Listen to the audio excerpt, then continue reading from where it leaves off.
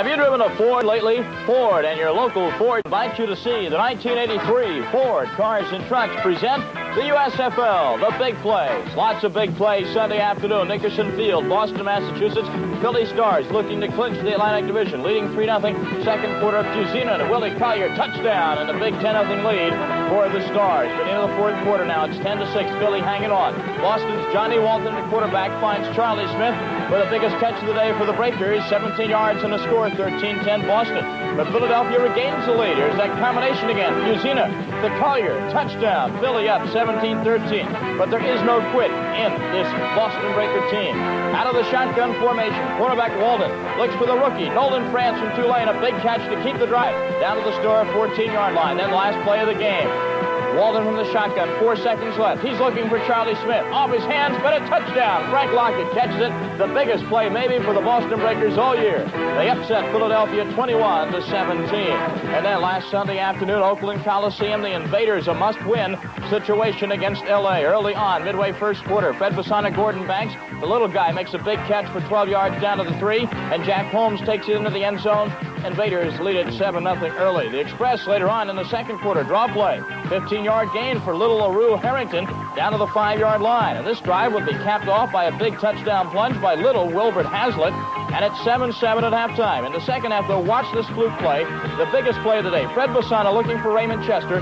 Now, it's good. Chester catches it outside the camera range. Then he fumbles on the 2, and he gets on his hands and knees and recovers to give Oakland a 14-7 lead.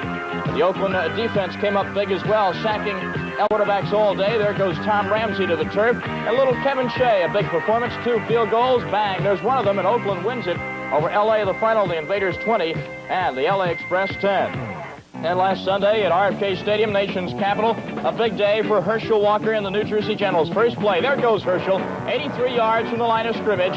It goes for a touchdown. It is the longest run from scrimmage in USFL history and starts Herschel off on a 194-yard rushing day. That would also be a record. But Billy Taylor was not to be outdone for the Washington Federals. Here he gets a nice 32-yard touchdown run.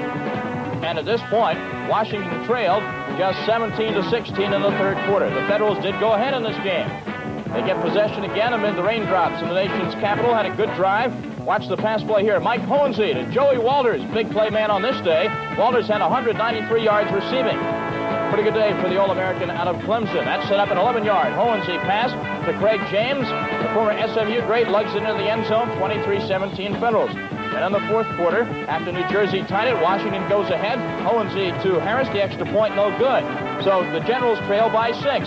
Here's Sam Bowers catching a pass from Jeff Knappel. Touchdown, the extra point, no good. We're tied at 29. No time left. Generals have the ball. Only thing they can do, kick a 50-yard field goal. Little Dave Betts gets his foot into it. The biggest kick of the year for the New Jersey Generals, just over the crossbar. New Jersey wins it at the gun. The final, the Generals 32 and the Federals 29. The Pontiac Silverdome, Tampa Bay Bandits, Michigan Panthers in a big Central Division 2 last Monday night. Following the opening kickoff, the Panthers marched down the field on the arm of that man, number 11, Bobby Hebert, quarterback. Look now as Hebert drops back, lofting one up for tight end Mike Cobb. The big guy runs under it for the touchdown catch, 7-0 Michigan. Same score, second quarter now. Michigan is stopped. Rick Partridge is back to punt. The rookie Gary Anderson back to receive the punt for Tampa Bay. He must hear some footsteps because the kick, well, it hits him in the face mask, and Kyle Borland makes the big fumble recovery for the Michigan Panthers. The Panthers are doing well now because they're turning these kind of plays into points on the other end. For example, after that fumble, there goes little Terry Miller on the big touchdown run. Panthers led at halftime in this game 19-0. Meanwhile, the head coach of the Bandits, Steve Spurrier, exhorting his quarterback, Mike Kelly. Come on, guy. I know you can do better than that. Third quarter, though, the Bandits are stalled again. Zenon Anderson has to punt. Anthony Carter shows Mr. Anderson what to do with a punt return. The first punt return for a touchdown in USFL history. There goes Carter. Nobody going to catch him. 57 yards and a touchdown. Michigan romps over Tampa Bay in the Silverdome, 43-7. And then last Monday night at Rainy Soldier Field in Chicago, the Arizona Wranglers in town. That's the way it was in Soldier Field. Bring an umbrella or something else to keep dry. Second quarter, blitz quarterback Tim Cagle trying to come back from an 8-6 deficit. Here's a good way to do it. Go to the league's leading receiver, Trumaine Johnson, with a big catch. Hey, Trumaine, watch out for the fence, buddy. Get your hands up. Whoa! Put on the brakes. 13-8, the Blitz are in front. Now Mike Mees, no relation, back to punt for Arizona. Little Lenny Willis receives the punt. and scampers some 40 yards. And watch Willis when he gets into the end zone. This is the second punt return for a touchdown in the USFL. Both on the same night. Willis slides and he's safe at home. And the route is on. The blitz go for 2 points. Frank Corral, the kicker, goes out for the pass. Cagle, the holder, finds him. And it's a 2-point conversion. 21-8, Chicago. Good night for the Chicago ground game. Ohio State All-American Tim Spencer sweeping in for the score. The blitz are rolling 31-11. It was basically a brutal night for the Wrangler offense. Backup quarterback Dan Minucci from the shotgun. Low snap. He's going to get trapped for safety. Ah, what the heck. Throw the ball out. Look at the coach on the sidelines, Doug Shively. It's one of those nights when Shively feels like crying. What else can go wrong? Chicago whips Arizona 36-11. And then last week at Mile High Stadium in Denver, the coaching debut for Craig Morton as the Denver Gold host Birmingham. 13-7 Birmingham. In the second half, Denver strikes back though.